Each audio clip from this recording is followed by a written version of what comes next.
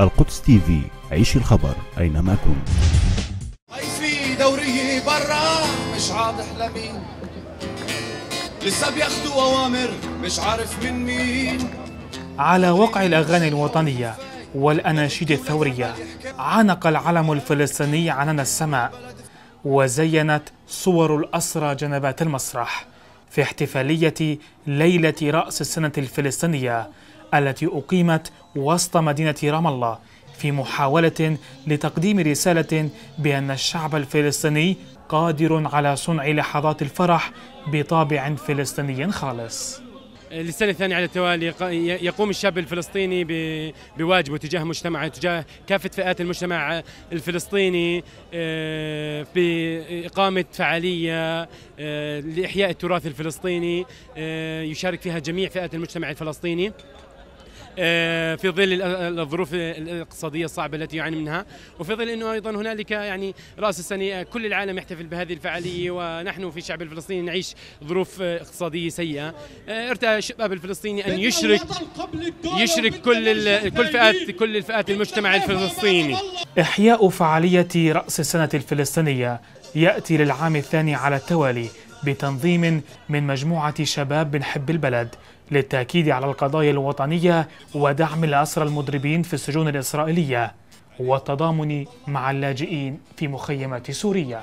الرسالة الأبرز في هذا الاحتفال والفكرة منه هي طبعا أولا رسالة سياسية.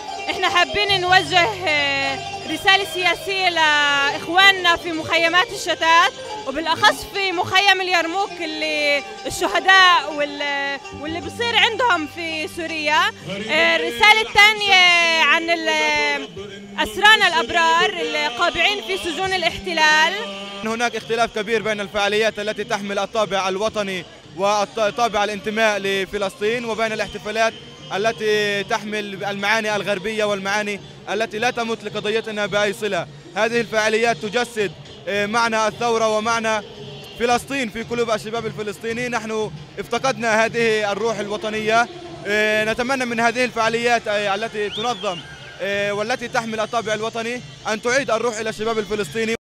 الاحتفالية شهدت مشاركة مجموعة من الفنانين الشباب وعروضا للدبكة الشعبية بمشاركة مختلف فئات المجتمع الفلسطيني، ما يشكل رسالة اجتماعية إلى جانب رسالتها الوطنية الخالصة.